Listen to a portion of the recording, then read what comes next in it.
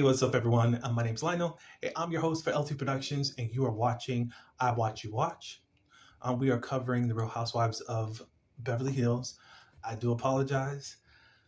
A lot of stuff happened last week that I couldn't get to it. So you're getting last week's tonight, and you'll get the other one in the morning time.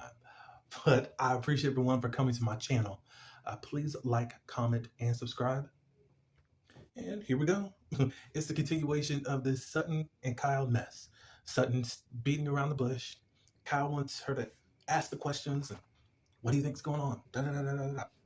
Sutton's like, well, Kyle was saying, well, look, I'm fine. There's nothing going on. And Sutton said, I'm content with all of your answers. A Faye resident caught on to that. And she's like, well, that's not really cool to leave it like that. Was also saying something to Kyle and how she's actually responding to me, acting like we don't know what's up. And I think if you were a lot more direct, it would be better. But Sutton's is too busy trying to go the friend route, or at least in her mind, or how she's trying to explain it. And it's not getting anywhere. Kyle is not going to be forthcoming as to what's going on with her. So we see what's going on, even as viewers. We don't know exactly. We can speculate, but it's up to Kyle to actually be open and honest. And I don't think that she wants to be honest for the camera, even though she has pushed a lot of people to tell their business. I think you got to find the right way to actually do it. She ended up screaming last episode in regards to drinking.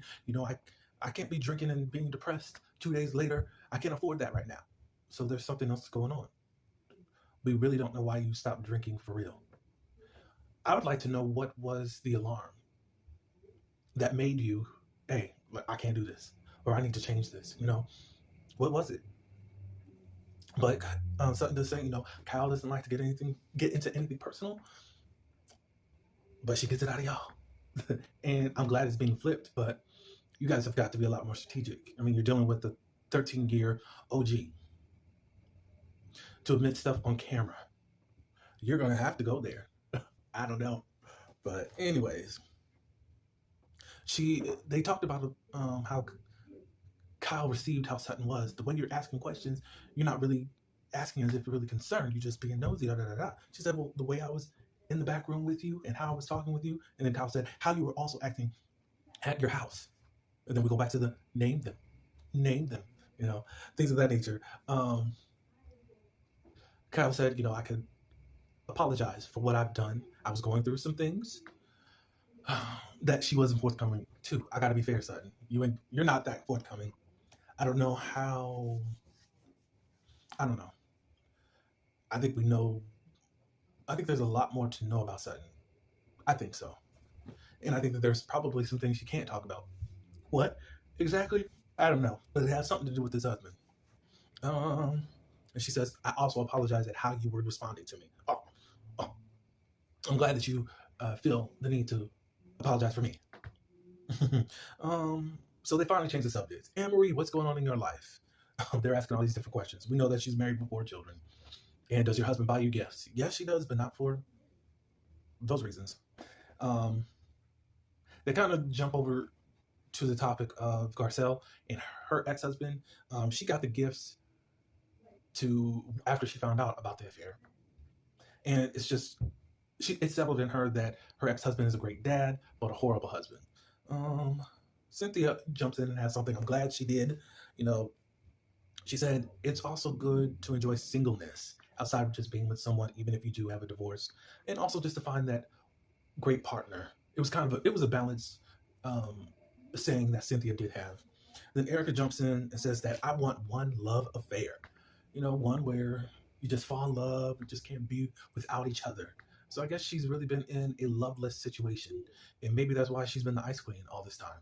I don't know, but I know how manipulative Erica and her husband can be.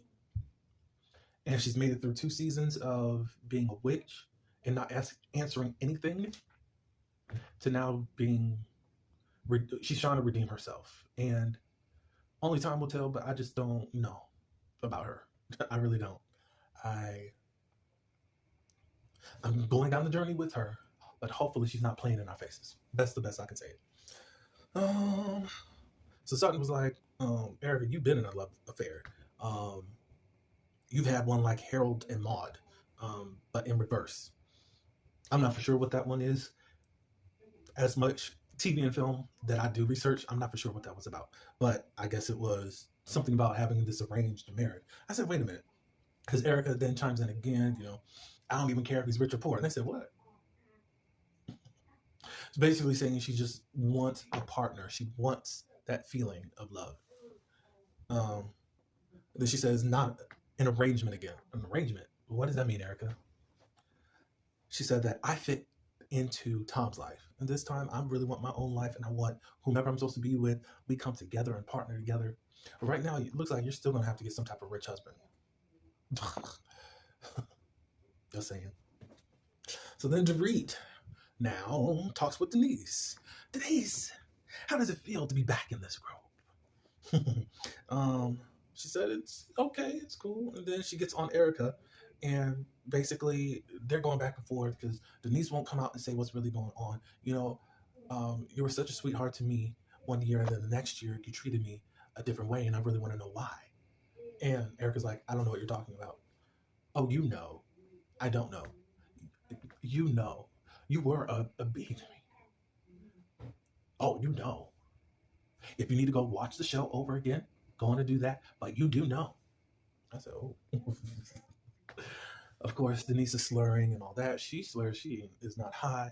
You're on something. And you were on something before you even got here.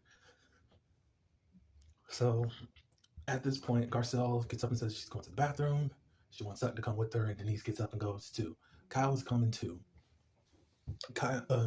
Denise is like with Kyle as she's walking out. Like, what did she say? Oh, no. Wait a minute. The next thing you know, after the whole back and forth tennis match that wasn't really a tennis match, Sutton pulls out a joint. I was like, oh, so we're really learning some things about you. So now, Sutton, I'm gonna have to call you out on some stuff. You mean to tell me that you smoke joints, but you're still that high strung? Just lets me know that you are Kathy Hilton 2.0. What do you guys think? Because it's like, you need to tell me all this stuff just irritates you, but you need an eye roller, but you also smoking joints? Something's there, lady. I don't know what it is, but yeah, gotta call you out this season. I think we're able to rediscover you in a different way because it's not some type of pile-on as it has been before. I can say that much. Because it's really odd that you're able to smoke a joint, but you were also mad and saying that you were on the board of American Ballet Foundation or Association about strippers. You need to tell me that this doesn't put you in a different light? Come on. At the dinner table. Not miss, do we have name cards? Like, I gotta pull your coattail, ma'am. I gotta be fair in this whole situation, and you know I love you. But no, lady. All right, so, all right, then a few people get off. Denise, Garcelle, Kyle, and Sutton. They go out into the lounge area, I would say. Denise is talking with Kyle. She's like, well, how does she not understand? She's just being an effing idiot. I was like, oh. You know that's getting back to her. You know that.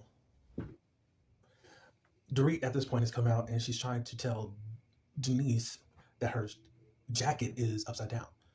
And Denise is like, don't do that. Don't do that. Dorit's like, what? No, what? Don't. I know what you're doing and don't do that. Obviously, she thinks Denise is, it looks like she's got PTSD from her last season. She's still stuck there. In a way, rightfully so, because some people really need to be dealt with. But I think that Denise needs some help. Some things don't be so afraid or attached to, I think. Erica already apologized to you 2 or 3 seasons ago. You know, Denise ended up dragging it out more, and then things got worse. And Erica joined the bandwagon of, were you really sleeping with Brandy? So some of that, Denise, just, I don't think Erica is your main issue. It ought to be, Teddy, and also Rinna, and it should be Kyle, because she was too busy. Be honest. And that's why people should be kicking it high gear towards Kyle, but I don't know why. They're sitting pretty, but whatever. Let's see. So then Dorit tells Kyle about Sutton, saying, well, when before you got back to the table earlier, Sutton was saying that you were in denial about something. And Kyle immediately goes check her and says, Sutton, what am I in denial of? I don't know. Well, clearly there's got to be something what I'm in denial of. That's the question, Kyle. Answer the question. But obviously you know something about my life, Sutton.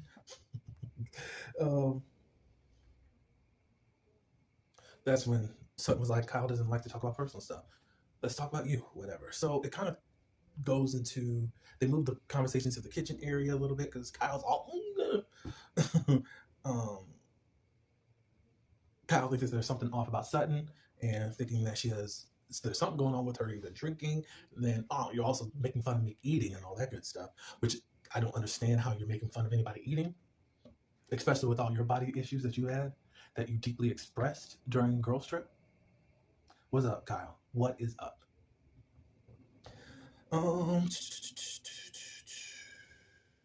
They was trading insults to each other, and then it ended up going where Sutton was like, well, you've already lost 2 sisters. You want to lose a third? So now, that's the insult of insults. Glad you went there, though, Sutton. But y'all sisters now? So they get on this subject of Kathy and what's really going on. I guess Kathy got lit up. Oh, Sutton got lit up by Kathy because she didn't fully defend Kathy in the media. And Sutton likes the clout, and she wants to have status. So that's why they just started revealing all that stuff.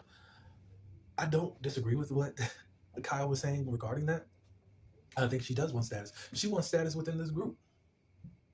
Forever she's been begging for Kyle to really like her. Look, stay in Kyle's good grace. Whatever her name is, Kathy's good graces, and move on about your life, Sutton. That's all I can tell you. Let's see. At this point, Kyle and them just finally just ended because it's just a bunch of mess going on, and everyone ends up leaving. All right, so this is the next day or whatever time it is. Kyle goes out running, and so she runs to exercise to go be with Anne-Marie. She got a lot of energy these days because if you can run and do whatever and then go run over to Anne-Marie's home, and then they're playing pickleball. All right, so then they were like, what's really going on with Sutton? Blah, blah, blah. They start talking about this small esophagus that she has going on, and is this some type of sphincter issue? I don't know what's funny about that. Maybe I should research it, but I did not do it. Let's see. They start talking about, did they? Was it here or there? Oh, but those were the really 2 issues because Anne-Marie wants to find out a little bit more about the small esophagus because the type of nurse that she is, she does put tubes down people's throats and all that. Like, there shouldn't be an issue with that, so I don't know. Crystal, Sutton, Garcelle, and Denise, they go out. And they start talking about different things, about Kyle judging anyone, especially Sutton, about drinking, especially since we know how wild she can get with drinking. And that's pretty crazy, especially since now that you are a new convert to not drinking, you shouldn't really judge anyone. But hey, that's what people do. They also talk about Denise, what was going on between you and Erica. Denise has an issue about the threesome talk that they talked about back in season 10, was it? Season 11. Yeah, season 10. They didn't appreciate it. She doesn't still appreciate it. I just want her to acknowledge it and apologize. But really, she did apologize to you, Denise. So I'm not sure what you're needing from her for real. Because I really think it's about the whole Brandy situation that you're piling her in with Renna and Kyle and some of the rest. I don't know. All right, so after all them people meet, PK and Dorit, they're at home, and they're talking about the children who have been homeschooled since the pandemic, going back into the general public school, or at least with other people, with other children. Dorit's not really into it. She really wants to wait until they're like 14. Like PK saying no. He thinks it's time for them to get into regular school so they can excel and thrive. And Dorit's like, well, they're really excelling here. They have a teacher come, and they're taught, and they're really doing well. Dorit is irritated with PK because he's gone a lot when he's traveling for whatever, for business or whatever. So basically, she's a single parent. But all he has to do is come here and put his foot down on certain things, and then boom, it's yes, PK. It's like, ooh, okay. So that's been the frustrations. PK also talks regarding, I think part of the reason why you don't want to let go of the children is because of the invasion, and I think you need to let up on some of that. It's like you're attached to them. And Dorit's like, it's been a year and a half since this home invasion, and PK still doesn't get it.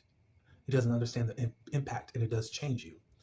But Dorit, are you still going to therapy? Because I'm lost. I hope you're getting better. I can't tell you when to get over it. I think you're still engulfed in it, though. And we do want you to be better. So hopefully you are still in therapy. All right, so Erica meets with a program director. She wants to perform again, so they're trying to put together some type of show. We know later that she's going to do this Las Vegas Regency type deal. All right, so for the ending scene, we got one of the best housewives ever to grace our scenes comes back. Kyle and Dorit are meeting, and we get Kim Richards, the infamous Kim Richards. She's there to she says that there's not much going on in her life. She's just been a homebody since the pandemic. She's never really gone out since then, but she's been using that time to work on herself. Her and Kyle's relationship is at a very better place than it has been in a while. I say that's good. We as viewers still hold a lot against Kyle, and we're going to continue to, no matter what y'all sisters do or not. They talk about Paris's child, which I think is a boy, named Phoenix. Kim has seen it, the child, and of course Kyle has not been able to see it. She had to learn it on Instagram. All because they are separated. We get a flashback of that. Kim does cry because she really hates to see that the sisters are fighting, and we need you guys to work through it all, blah, blah, blah, blah. They hug and all that. Kim is neutral in it. She just thinks that there's some things that she could have did better, and you could have did better, da, da, da, da, da. But hopefully you guys work it out. That is my review for this episode. Be prepared for tomorrow for the next one. I appreciate everyone for your patience with me. I'm thankful for every view and every like. I'm really appreciative of it. Please subscribe to this channel if you are not. Also, like this video and share it and leave your comments. Until the next one, peace.